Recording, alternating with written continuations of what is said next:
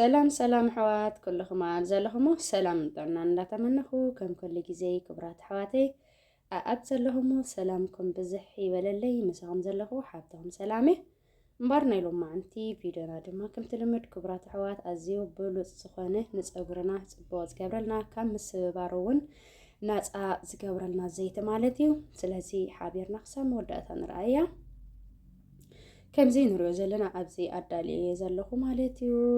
እዚ ትሪኦ ዘለኹን ኣብዚ ሓንቲ ኣቮካዶ ኣዳልየ ኣለኹ ማለት እዩ። ኣብዚ ድማ ዘይቲ ኮኮናት ኣዳልየ ዘለኹ ዘይቲ ኮኮናት እዚኣ 300 ሚሊ ሊትር ኣዳልየ እዚ ድማ ብናይ ኣቮካዶ ዝተሰርሐ ኦይል ዘይቲ ፀጉሪ ርእሲ ማለት እዩ።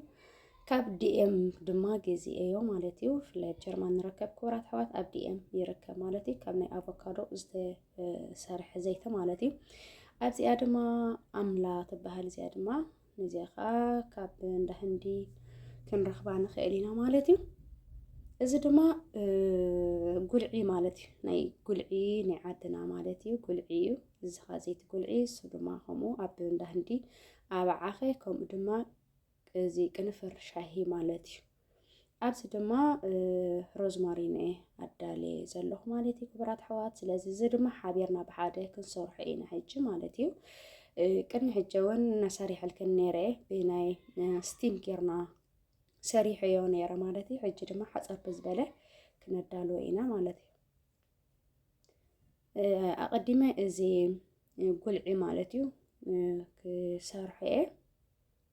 እዚአን ክልቲአን ጉልዒ ከምኡ ድማ እዛ ኣምላ ማለት እዩ ዘን ጉልዒ ገይረያ ኣለኹ። ከምኡ ድማ እዛ ናይ ዲኤም ዝበልኩኹን ብኣቮካዶ ዝተሰርሐት ኦይል ማለት እዩ ዘይቲ ሽዑ እቲ ቅንፍር ኣብ ዓኸ ናብኡ እተየ ኣለኹ ሮዝማሪን ድማ ማለት እዩ።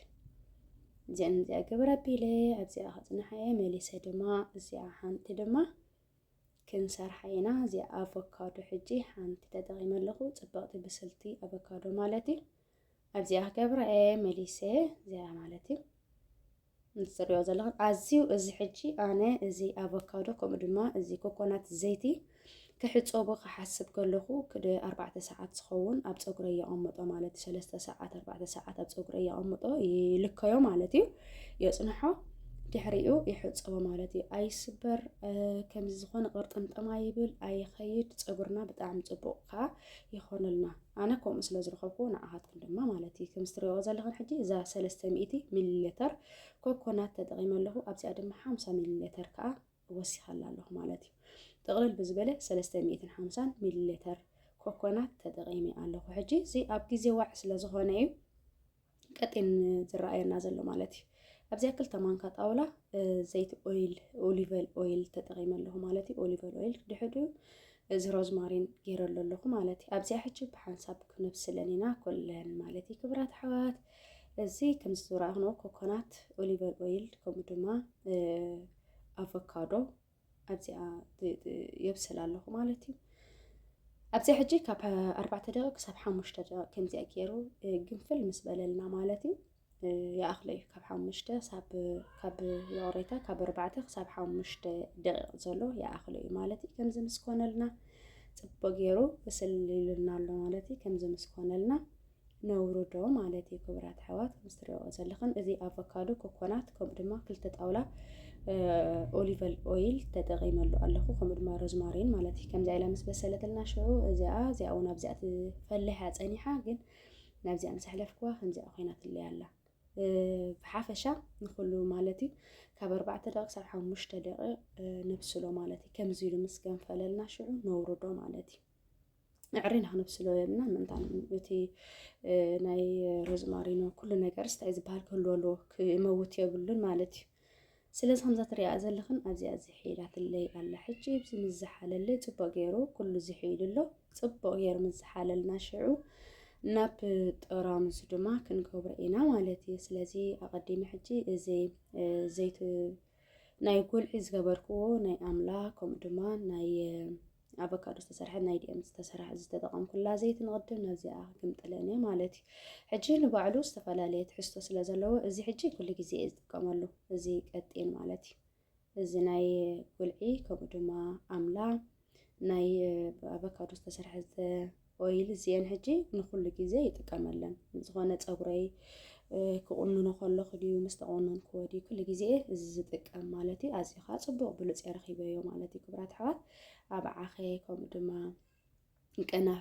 ቅንፍር ማለት ንእሽተይ ገይረሉ ነዚ ናይ ዘይቲ ጉልዒ ገይረ ዝሰራሕክዎ ማለት እዩ ከም ዝትሪእዎ ዘለኹም ከዓ እዚ ኮይኑለይ ኣሎ ማለት እዩ ዳርጋ 3 ኮይኑለይ ኣሎ ዘይትኽፈቱ መዓቴ ዳርጋ 6 ወርሒ ገለ የፅንሐኒ ማለት እዩ እዚኣ ድማ እዚኣ ኮኮናት ገይረ ዝሰራሕክዎ ኣቨካዶ ከዓ ኣዝዩ ብሉፅ ከምቲ ዝበልኩኹን ክሕፀቦ ከለኹ እየ ዝጥቀመሉ እዚ ብጣዕሚ ከዓ ኣይሰባበርን እዩ ሕጂ እዚ ከምዚ ጭቃ ዓይነት እዩ ዝቕየር ይረግእ እዩ ዋላ እቲ ኮኮናት ንባዕሉ ይረግእ እንድዩ ኣብ ግዜ ዋዒ ስለ ዘለ እዩ መኺኹ ፅቡቅ ገይሩ ወፂለይ እምበር ይረግእ ስለዚ ጭቃ እዩ ዝቕየር ኣዝዩ ከዓ ፅቡቅ ማለት እዩ ብእውነት ብለክን ኣለኹ ፈትንኣ ኢኽን ፀጉረይ ከዓ ብጣዕሚ ኣይኸይድን እዩ ኣይሰባብርን እዩ ኣዝዩ ፅቡቅ ረኺበዮ ኣለኹ ማለት እዩ ስለዚ ንዓኻትክን ከዓ ትኾነክን ከምዚኣ ገይረ የቐምጦ ማለት እዩ ክብራት ኣሕዋት ዘገረ ዳሌ ኣቐሚጠየ ኣለኹ ስለዚ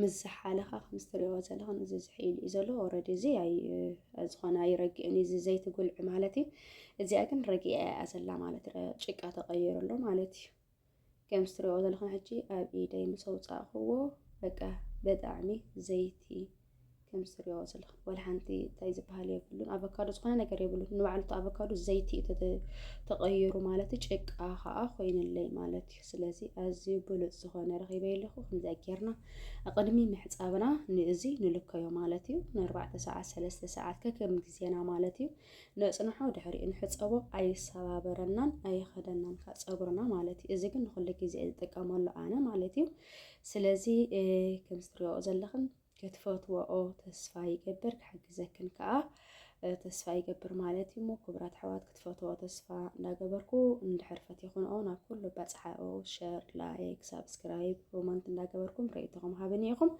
እሞ ናይ ሎማዓንቲ ቪድዮ ነዚኣ ትመስል ነይራ ክትፈትዎኣ ብድጋሚ ተስፋ ይገብር ክሳብ ካልኣይ ቪድዮ ንራኸብ ሰሰናዩ ብሩኽ ቅነ